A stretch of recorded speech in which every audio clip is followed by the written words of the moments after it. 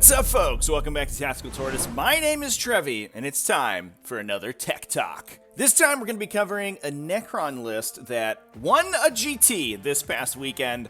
Today, we're talking about the Dicehead.com December Holiday Major and its winner, Seth Piper's Necrons. Let's do it! Before we get into it, if you enjoy these Tech Talks and this style of 40k coverage, go ahead and drop a like, drop a subscribe in the video. Let me know down in the comments all that YouTube stuff.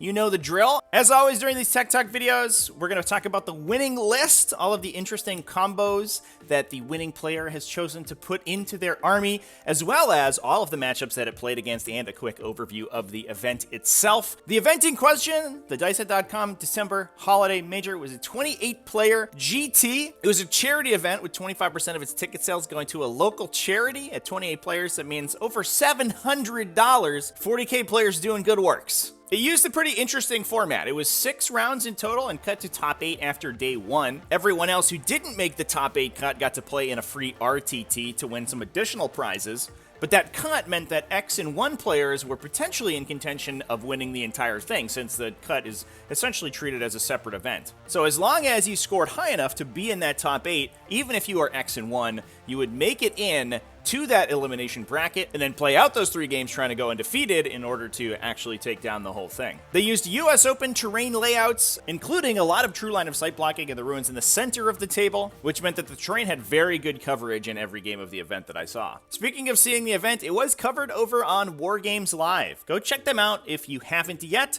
I'm going to be putting some footage from their coverage of the event into the video. Joe from Wargames Live was very kind to give me permission to use some of their footage. He's out covering Warhammer 40k events all across the United States, basically every single weekend. So go drop a subscribe over there because Wargames Live is phenomenal. Interestingly, in this event, there's actually a lot of Astra Militarum. We also saw an overrepresentation of Thousand Suns in the metagame of the event, but some of the bigger players weren't necessarily there, with only 1 Drukhari player and 2 Grey Knights players showing up.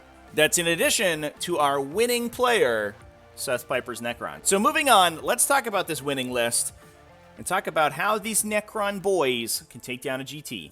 Now, the interesting thing about Seth's Necron list, and the reason that I wanted to cover it so much for this Tech Talk this week, is that we're not seeing the classic combination that we normally see in a Necron army. Typically, you'll see a custom dynasty bringing the relentlessly expansionist and eternal conqueror's dynasty traits. That's going to give the entire army a 6-inch pregame move, allowing you to redeploy essentially in a limited fashion, moving aggressively up the table if you go first, or if you go second, moving out of line of sight so you mitigate the impact of alpha strikes. And then that eternal conqueror is giving objective secured or double objective secured to all of your units, including the ones that won't normally have OBSEC. This could be things like Canoptic Wraiths or Scarabs, units that are very fast and very numerous and hard to get rid of, so that you can flood the center of the table and absolutely dominate on primary objectives. That's not what Seth has chosen to do this time, and that's why we should commend him on some Necron creativity, because this is a Mephrit Dynasty list. Mephrit is a dynasty that focuses a little bit more on the range aspect of Necron damage output, increasing the range of all of the range weapons in the army, increasing their armor penetration characteristic when they're within half range of enemies, and giving access to the Talent for Annihilation stratagem, which gives you additional mortal wounds on top of your normal damage on unmodified wound rolls of 6. This makes high volume, low damage ranged attacks absolutely lethal in Mephrit lists, giving extended range to short-range weapons like Gauss Flayers and Gauss Reapers, a high volume of attacks to allow you to trigger off those mortal wounds from Talent for Annihilation, and benefiting all of those relatively low AP values with that +1, assuming they can get within half range. With the extended range from the Dynastic Code, that's actually not that difficult. It makes Gauss Flayers a 27-inch range, meaning all you have to do to get that +1 EP is get within 13.5 inches. Very easy if you have a redeploy ability like, for example, a Veil of Darkness. Now, in addition to all these benefits, Necrons saw a lot of quality of life changes take place in the recent balanced data slate. Most of the sort of weird one-off units in their codex got stuck with that core keyword, which meant that almost all of the Necron internal synergies turned on for most of the combat units in their army. This is most prevalent on units like Destroyers, including Locusts and Scorpeks, who, while they reroll their own ones to hit, were missing access to abilities like My Will Be Done and support from force multipliers like the Silent King. In addition, Canoptic units like Canoptic Wraiths also got that core keyword, which allowed them to be targeted with a lot of melee damage buffs. We see a lot of these combos make an appearance in Seth's list, which is composed of a battalion detachment coming out of that Mephrit Dynasty that's bringing a Technomancer with a Canoptic Cloak, as well as the Voltaic Staff relic weapon, a Chronomancer bringing that Veil of Darkness to redeploy those big Necron warrior units, an Overlord with the Orb of Eternity. This guy also has access to the Mephrit Warlord trait, Merciless Tyrant, which gives him +1 strength and attacks, bringing him up to 5 attacks at strength 8 with that War Scythe. Downside is that they're only 2 damage, so while he's a little bit better in melee, he doesn't really hold a candle to most of the other dedicated combat characters in other factions. That said, 5 strength 8, 2 damage attacks is nothing to shake a stick at, and that guy will punk a bunch of intercessors every fight phase if he's allowed to. We see the classic Silver Tide style Necron warrior bricks make an appearance in the troops slot. We have a unit of 5 Immortals just to hold a backline objective and screen a little bit, in addition to a big unit of 20 Necron warriors with Gauss Flares and a unit of 18 with Gauss Reapers. I like the smaller size of the Gauss Reaper unit because those weapons are so short range. It's a little bit difficult sometimes to get all of them into range and line of sight, which means that if you're cutting additional warriors out of anywhere, it's probably going to be the Gauss Reaper squad. That said,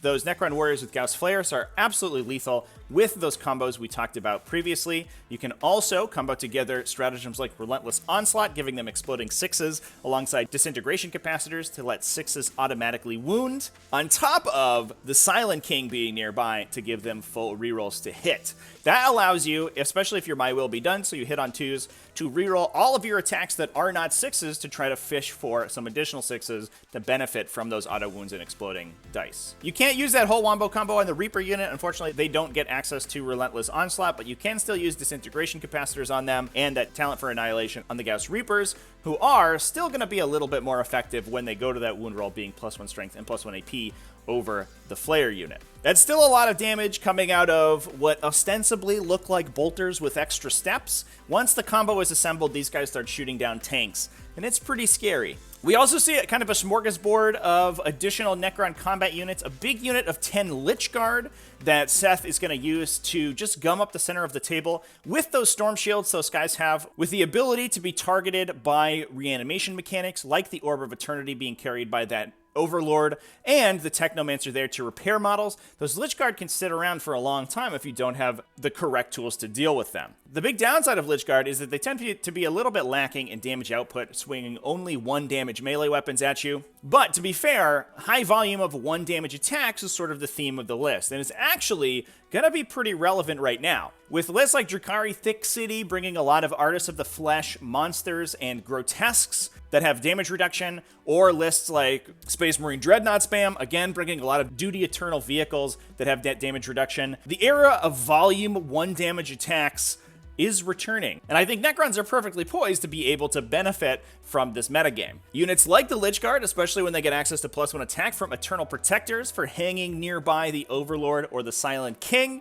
can put out an immense number of high AP 1 damage swings. And then on top of that, you also have the Silent King's bevy of 1 damage attacks alongside all of those Necron warriors, pulverizing things with that huge volume of fire. To sort of shore up the list, however, we do have some multi-damage weapons elsewhere. We have a unit of 6 Canoptic Wraiths. Those are upgraded with Vicious Claws, the 2 damage additional strength weapon. Canoptic Wraiths got a big glow up with that access to that core keyword, especially benefiting now from My Will Be Done to shore up their relatively lacking weapon skill and ballistic skill characteristics. On top of that, we have Silent King nearby who can give them full rerolls to wound in the fight phase as long as they're standing near him. A big part of this list is just covering the center of the table with Necron Warriors, Lich Guard, Canoptic Wraiths, and the Silent King himself, and basically just toilet bowling as many fights into nearby the Silent King as you can to make full access of those full rerolls to wound, and these Canoptic Wraiths become absolutely lethal with access to that additional dice fixing.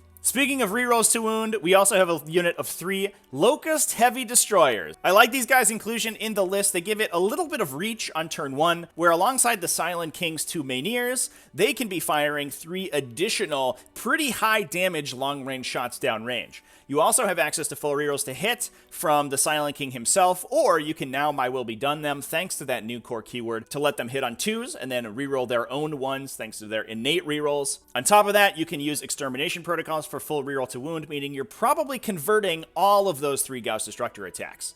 That's a lot of high impact anti-tank shooting that you can use to start picking wounds off big, heavily armored units so that the warriors can clean them up once they commit. Last but certainly not least, we do have that Silent King. He does take the spot of being the warlord, but that also gives you access to a little bit of psychic phase denial. Really the only anti-psychic phase technology that Necrons have. I mean, Gloom Prisms exist, but we can safely ignore those. The Silent King innately has a psychic phase deny, so your opponent does have to play around that a little bit, and being a Saracen unit, in that Supreme Command detachment, he makes a Supreme Command detachment a Saracen detachment, meaning you get access to the forward plus deny Saracen stratagem, which is going to be measured from the Silent King himself. With the proclivity of this list to play the Silent King front and center, pressuring your opponent and moving up the table, that does give you a lot of control over the psychic phase and the potential to deny 2 psychic powers if your opponent moves up aggressively. The real power of the Silent King, in addition to that high damage output, though, is that force multiplication, giving your ranged units like those Necron Warriors or Locust Destroyers full rerolls to hit, and then all of these melee units full rerolls to wound. Even getting stuck in with a unit of 20 Necron Warriors means they're punching you 20 times, probably hitting on 2s thanks to My Will Be Done, potentially with +1 strength from disruption fields, full rerolling their wound rolls, meaning that 20 attacks coming through convert a high percentage and force 15 or 20 saves on whatever is charging into them. That's not even to mention the fact that you can just overwatch whatever's charging you and shoot it 40 times with full rerolls. Everyone in line always says that he's not worth his points, but I think the combat multiplication from him, he just does his points twofold over. It reminds me of like an Age of Sigmar model in a good way, right? It's just a beautiful centerpiece for an army, right? That's why I love him. I'm big on always having at least one centerpiece in my army. Yeah, same. Overall, it's a list that's very well positioned for the metagame. Like I mentioned before, we are in a metagame of damage reduction, and a bevy of 1 damage attacks is not going to be worried about that, and puts a ton of pressure on the mid-board of the table, in addition to using some of the new buffs that Necrons have had access to. So let's talk about exactly what it played into. Now, as I mentioned at the top, this event was covered by Wargames Live, which means that we do know all of the missions that were played, and some of Seth's games from day 2 were streamed, which means we get to actually analyze exactly what happened in those games. Unfortunately, Seth's games from day 1 were not streamed, so I don't know exactly what happened, but I can do my best to reconstruct. Round 1, Seth played against Connor Benenati's Thousand Suns list. This is on Scorched Earth, a relatively spread mission that can reward both defensive play if you're able to lock down the objectives in your deployment zone, and some aggressive mobility play by allowing you to outmaneuver your opponent and take the 2 objectives in the center of the table as well. Connor's list is a relatively classic Thousand Suns build, with a couple big bricks of Rubric Marines, as well as Cultists and Zangors to hold down the backline of the table, 2 Chaos Contemptor Dreadnoughts with Volkite Culverins to add some of that additional ranged presence alongside that big Scarab Occult Terminator brick that you can use to teleport around the table and put a lot of pressure on your opponent by attacking from unexpected angles. We also saw 2 units of Chaos Spawn. Now, a big downside of Necrons is that relatively lacking Psychic Phase presence, and that's especially compounded by the fact that Necrons cannot use their reanimation protocols to rebuild themselves after suffering mortal wounds from psychic powers like Smite, since Smite or similar psychic powers are not attacks, and your reanimation protocols will only trigger off of wounds dealt due to attacks. This isn't usually the biggest of deals, and oftentimes the power of mortal wounds in the Necron matchup is that they allow you to get around Necron's high defensive characteristics, especially invulnerable saves on units like Canoptic Wraiths or units buffed by Chronomancers. The downside here is that when you're relying on those big Necron warrior bricks, you're hoping to be able to roll as many reanimation protocols on those units as possible to keep them in the fight longer and longer and allow you to trigger abilities like your Orb of Eternity or the Technomancer's ability to regenerate warriors. This can make psychic-heavy factions like Thousand Suns a very bad matchup for Necrons, and unfortunately, this actually meant that we saw Seth lose this game.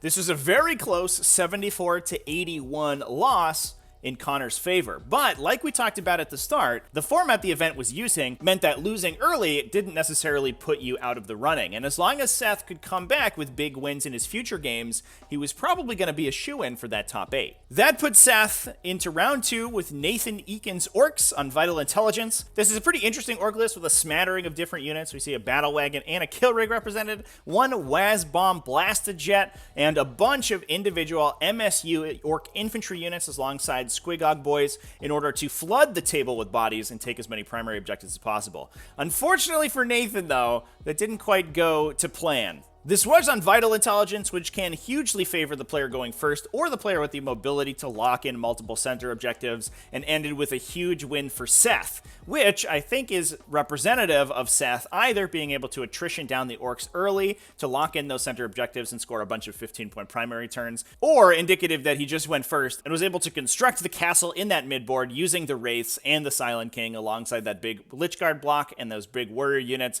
in order to force the orcs to come forward and walk directly into the waiting jaws of his many, many Gauss Flayers and Gauss Reapers. That ended Seth with a 100-28 victory and put him into round 3 at a 1-1 record. Now this round was against Colin McCain's Astra Militarum. Interestingly, we did see a ton of Astra Militarum at this event. 5 Astra Militarum players signed up, which is absolutely ludicrous to me. They did see a little bit of a buff in the data slate. We saw some buffs to Leman Russ, as well as the Tank Commander ability, allowing you to tank command tanks that aren't just Leman Russ, allowing you to buff artillery units such as Manticores. This one was on Surround and Destroy, relatively aggressive mission, and I imagine Seth was able to get his warrior bricks up to the center of the table, tank a lot of the Astra Militarum shooting on their most difficult to kill units, and just lock down those objectives for a big primary point swings, and that puts Seth to a 97-65 win, meaning he's only dropped a couple points over those 3 games, despite the fact that he does have a loss on his record. That puts Seth into the top of the event as one of the X&1 players who made that cut to top 8, and paired him up with Mark Perry's Orcs in the quarterfinals. This was a very aggressive Goth Orcs army, bringing a grand total of 2 kill rigs, 2 big units of commandos, as well as a bunch of Squig Hog boys and some boys in trucks. And this game was actually streamed on Wargames Live, so we can talk about exactly what happens. The mission was Battleline, so Necrons went first, which is clearly good for them. Orcs going first are very difficult to fight through, given that they can put a large majority of their presence in the center of the table, threaten a turn 2 Wa, and charge across the breadth of your army on the top of turn 2. However, going first means that you're able to clear out a bunch of their mid-game presence, force an early Wa that's not necessarily going to be as impactful, and remove a lot of those threats that are going to be bearing down on the center of the table. That's essentially exactly what happened, with Mark putting 2 big units of commandos in the center, giving Seth something to charge. He charged up with the Wraiths, Lich Guard, and the Silent King, as well as veiling a warrior unit up onto one of the center objectives and threatening a lot of the orc backfield. Between shooting from the warriors, destroyers, and the Silent King himself, 1 kill rig went down, as well as a bunch of Squig Hog riders, and all of the commandos in the middle were killed. Orcs then declared the Wa, opening big and charging across the line, engaging the Silent King with multiple units that all got fight lasted thanks to his obeisance generators. Silent King killed one of the war boss that fight him, which forced Mark to fight on death, spending a lot of his CP and knocking out the Silent King's main ears, allowing the rest of the characters that were engaged to actually kill the Silent King early. The Kill Rig and Squig Hogs ran over the Wraiths, but a Squig Hog unit as well as a Boys unit got sandbagged by the big warrior unit that had veiled up into the front. The Lich Guard mostly got left entirely untouched, however, and were able to charge back in for a counterstrike. Shooting from the remaining warriors and heavy destroyers killed a lot of the boys and damaged another kill rig. This allowed the Lich Guard to charge in, and thanks to a good activation of Disruption Field to get them to that coveted Strength 7, we're able to kill another Orc character and get a wrap to remove themselves from any return fire shooting. This turn was also a pretty bad turn for morale, forcing a couple Orc units to run away, opening up some objectives for Necron control, and weakening a Squig Hog Boy unit. This downgraded Mark from a 15 victory point turn for holding all of the center objectives down to only 10, since his objective secured on one of those objectives had actually run away. On the swing back, the Lich Guard ate a bunch of damage and eventually went down, and the remaining Kill Rig moved forward to sideswipe into the remaining Necron army and engage all of the Necron warriors as well as the destroyers. From there, however, Seth used a perfect timing of Protocol of the Conquering Tyrant to allow his army to fall back and shoot at a -1 to hit penalty. This allowed the big warrior brick and the Locust destroyers to clear a lot of Orc infantry, put further damage on the Kill Rig, and leave Mark with just a few models left on the table. The Necron unit that had been ported to the middle continued to be healed by the Technomancer and the Orb of Eternity, meaning that a lot of the casualties they had suffered had been reanimated at this point, and that Attrition Lead allowed Seth to swarm the midboard of the table with his remaining warriors and lock down any chance of Mark to come back, giving Seth a pretty big 86-55 win and putting him into the semifinals. That meant that round 5, Seth was up against Stephen Crawley's Drukhari. This is a very classic Drukhari build, focusing on raiders, carrying units of incubi, as well as a lot of witch cult units. Interesting that we're not really seeing the thick city builds with all of the damage reduction. Unfortunately, this game wasn't streamed. I would have really enjoyed it if it was, because it looked like an absolute slobber knocker of a game on the retrieval mission. This is a pretty good mission for Necrons, as they're able to lock down 3 objectives in their deployment zone and use action secondaries and defensive secondaries to try to prolong the game as long as possible, essentially trying to stall Drukhari army on their deployment line. They can also use that Veil of Darkness to get into the Drukhari backline if Drukhari are ever too aggressive and don't leave enough stuff holding their back objectives, which is very difficult when you're embarking your entire army into raiders and just running them up the table. It doesn't hurt that the high volume of low strength attacks are good against Space Elves, and units like the Silent King can be difficult to kill for them. That said, the game was still extremely close and came down to a 92-88 point win for Seth. A mere 4 points separated him from his tournament ending there and moving on to the final round, in which he did, playing in round 6 on priority targets against Andy Patton, aka Seabiscuit, who's actually a Tactical Tortoise Discord member. So it was good to see him seeing some success, getting to the finals table with his super cool Space Wolves Wolfbots build. This is a build after my own heart, focusing on a lot of dreadnoughts, including some utility units, some of the incredible utility units that Space Wolves have access to, like a lot of Cyber Wolves. This is bringing a Vanguard detachment, running 3 Redemptor Dreadnoughts and 2 Relic Contemptors alongside those Cyber Wolves, 1 Primaris Tech Marine, Master of the Forge to get that big repair on those Dreadnoughts, alongside a 2nd Vanguard detachment, bringing a Wolf Lord on Thunderwolf, 3 units of Wolf Guard with Lightning Claws and Storm Shields, as well as 3 Wolfen Dreadnoughts. Super duper efficient units, bringing that damage reduction on top of a 4+ invulnerable save and a heavy flamer with very good melee output as well. Now, while priority targets is a very defensive mission, this is still a very good matchup for Necrons. The Space Wolves put a lot of effort into countering psychic effects, bringing a custom chapter, taking the warded chapter tactic, giving them a 5+ damage ignored to mortal wounds, which has little impact on Necrons, although it is good against the Mephrit stratagem, Talent for Annihilation. They also took a Reliquary of Gathalamor on the Tech Marine, which is absolutely nothing if your opponent doesn't have any Psychers, which the Necrons definitely don't. That said, I imagine this list was built expecting a lot of Grey Knights in the metagame, and we saw a lot of Thousand Suns doing very well in this event, with Andy playing against the Thousand Suns player in the semifinals game in an incredibly close fight. So given the metagame as a whole, the choice to bring a lot of anti-Psyker defenses is not necessarily a bad one. It just doesn't really help in this particular matchup. Big downside is that there are no objective secured units in this Space Wolves list, and with the high volume of the Necron list, they're able to dominate the midboard and really just outnumber these Dreadnoughts on objectives. To compound that, Necrons went first and were able to dominate the midboard, putting immense pressure on the top left objective by moving Silent King up there and porting a full warrior brick in around him to give them rerolls to hit. This killed a Redemptor and a Wolfen Dreadnought between the Warriors, Destroyers, and the Silent King's Maineers himself. The Space Wolves had to swing back in a big way to fight back, and did so, committing all of their Wolfguard units, killing the Warrior Brick and the Silent King between those Wolfguard and all of the Dreadnought shooting. However, from there, Seth was able to maintain control of several objectives by stretching out his remaining Warrior Brick across multiple objectives, although on turn 4 he did make the mistake of leaving his priority objective and achieving maybe the lowest priority target score ever recorded, on 9 points rather than the full 15. This actually put Andy at a significant lead on secondary objectives, although he was absolutely being punished on primaries.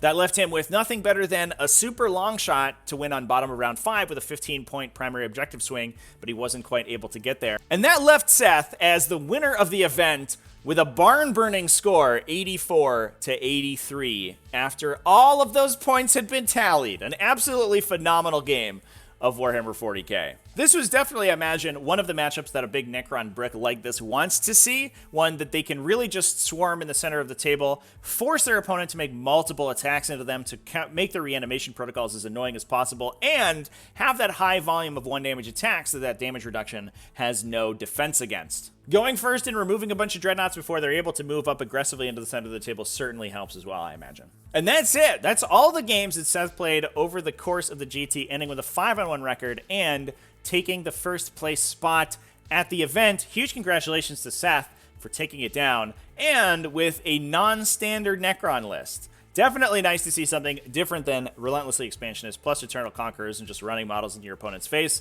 This list was definitely very technical, and one thing I liked about it is that it doesn't spam one particular type of unit. It's taking a bunch of different units, basically looking like one of those promotional pictures that GW would take to put in the front of the Necron Codex. We got the Warrior Bricks, we got the Lichguard Bricks, protecting the Silent King, we got those Canoptic Wraiths, little smattering of Destroyers, a couple support characters on top of that. Overall, Seth's impeccable piling styling of the list as well was able to get him those big wins. Especially, I was impressed by use of command protocols on the appropriate turns to allow him to fall back and shoot all of these heavy shooting units, even when your opponent was moving up aggressively to engage you. It's very easy to trigger those a little bit too early and allow them to resolve on turns where they only matter for 1 or 2 units, but Seth multiple times used them so that the majority of his army could actually still operate despite being engaged in melee.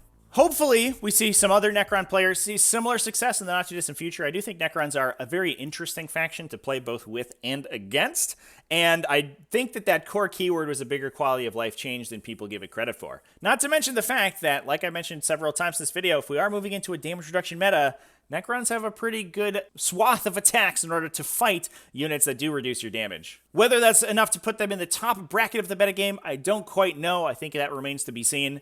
They may still struggle against some of the more meta armies out there, and mortal wound spam especially is going to be absolutely brutal for them to deal with, but it definitely puts them in a position where they can squeak out these wins here and there, which is about as much as you can ask for any faction.